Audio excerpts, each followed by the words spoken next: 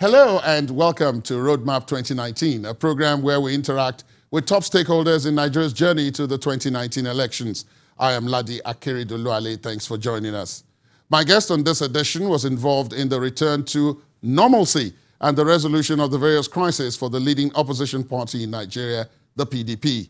He says this was made possible by determination and a willingness to stick to the truth.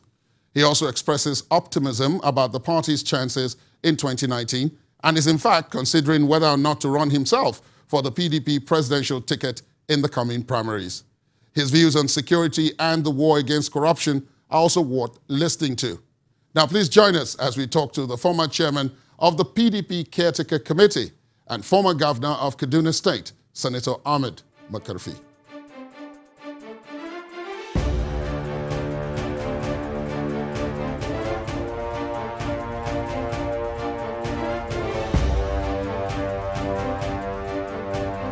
Your Excellency, thank you very much for agreeing to speak with us. Pleasure.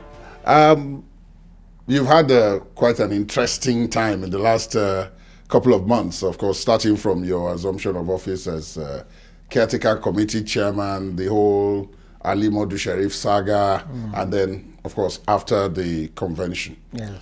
What have you been doing? Since I handed over? Yes. Well, the first thing I did was actually to take a 2 weeks break and relax a little bit and just take care of myself and return back to Nigeria. And since then, of course, I've been running my private business at the same time continuing with politicking, consultation across the country. Of course, there are those who are saying that all this consultation you mentioned and the politicking is to prime yourself for a run to be president on the platform of the PDP. Well, there is nothing wrong in doing that. I mean, if I take it, assume I have the interest, to be one of the aspirants, to be nominated, to be considered for nomination by my party, I shouldn't sit back, assuming that, because of I had been the governor, I'd been senator, I'd been national chairman, that it's a done deal, that I can automatically assume that you will take the opposition. I will take it over. It favors me. I am just on the same equal level with other people who are equally consulting. Some have already made a formal declaration. A number are continuing to consult. So, I mean, that is how politics is done. You move across the country, talk to your party men and women, and other leaders that may not even be in your party will want to know what you plan to do. And if the sum total of the consultations looks positive enough, it can't guarantee any particular thing. But if it's positive enough, then you will take the next step. Now, that's all well and good, but there are those who ask, are you interested? If I'm not interested, I will not be going around consulting. Because you tried it in 2007. Well, I tried it in 2007, but people should try to put they don't know what happened in 2007. In 2007, virtually all serving governors were encouraged to show interest at one point. And we did, because the understanding was that out of us, there would be a successor. So, but there were those who were out looking for it even before the party urged us to go out there and try to sell ourselves. So that's a different narrative. That's why you had so many of us, serving governors, then, going around expressing interest. And then, of course, one of us was opportune to be given the opportunity by the party and by Nigerians, and he became president. This time around, it is a very open issue. Nobody will come to urge you. You first of all have to have the interest, believing that you have the capacity to do the job that you are looking for.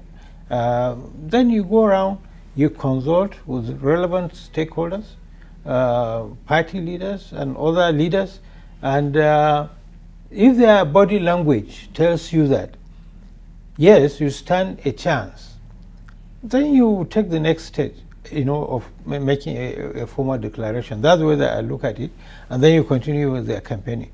But if, for me, the body language shows that, look, we better forget about this and why not look at something else. I mean, I'm not saying I must be, so, you know, president of Nigeria. I can be, as other people can be, because I believe it's a job that can be done. But again, it's something also that a tree does not make a forest. Anybody seeking for the office of the president, no matter how educationally sound, how endowed, resource-wise and otherwise, cannot do it alone. It is the ability to provide leadership. And leadership means putting together the right team all across board to take Nigeria to the next level. And that is what for some time has been lacking in Nigeria. We zero leadership on one individual. So if anything happens to that individual, everything scatters.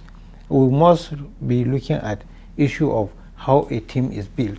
And we are endowed with enough human resources, some within Nigeria, some outside Nigeria, that if you pull them together, definitely we have the chance of pulling Nigeria way ahead of where it is now. Now, why I made mention of your last attempt and the explanation you gave was that in many people who are not directly in the political terrain or directly in the race, tended to see a situation where people like you indicated on the basis of the fact that either they were urged or they felt they could do a good job of it.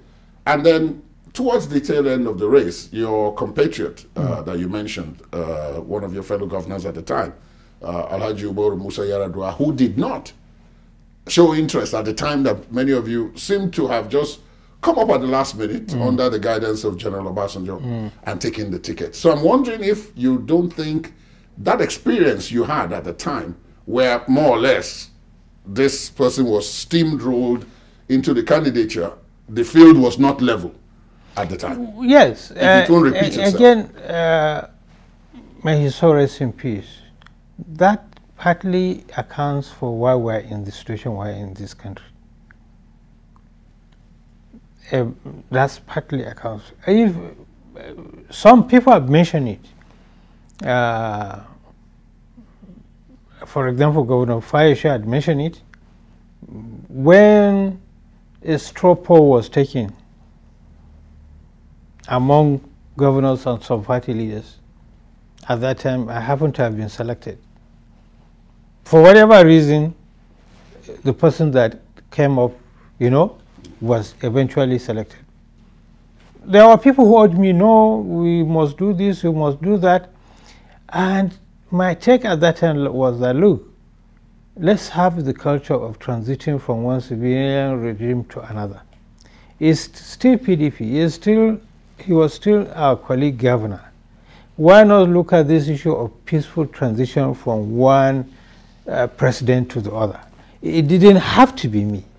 So why not all of us work together and support whoever was selected by the leadership, so that, you know, we know we can transit from the presidency of President Obasanjo to presidency of President Omar Yar'Adua. I never took anything personal in it, because I believe leadership also plays some kind of role, even though leadership, in my opinion, should play a role which is reflective of the general opinion of people. It's only where it is wrong, then they can sit people down and show them why it is wrong. And what happened, and we're still struggling to come out, you know, of a given situation. So the issue of steamrolling people, trying to take people by surprise, doesn't always end up well for this country. There are enough people who have shown interest. There are people who think they are wiser until they negotiate one thing or the other, you know, discreetly. Then there's steamroll. We have experienced it. So, and we are paying a heavy price for it. I believe we must have learned a lesson by now. But I will take whatever my party ultimately decides. But I believe that the party will not be making the same mistake that was made some years back. Well, there are those who will argue that you are now at an advantage this time than you were in 2007. And How? I'll explain. You superintended the transition to the executive of the party that is in power now in the PDP. That's Chief Uche Secondus and his executive. And even during the course of that process, that is while you were caretaker committee chairman, while the court cases were ongoing with Senator Sharif and all the other things, up to the convention, the elective convention, there was the rumor that kept on going around that you were going to contest to be president and that you would be at an advantage if you superintended the installation of the executive that would then superintend the primaries that would produce the candidate. Look, our party is the only party in Nigeria that is in every nook and cranny of this country, ward and village level. Modi Sharif superintended the election of most of these officials because politics is local, at the ward, local government and state level. The fact that I was national chairman, caretaker committee, when national executive officers were elected doesn't place me in any undue advantage because largely the structures of the party had been in place even before I was made, chairman caretaker committee.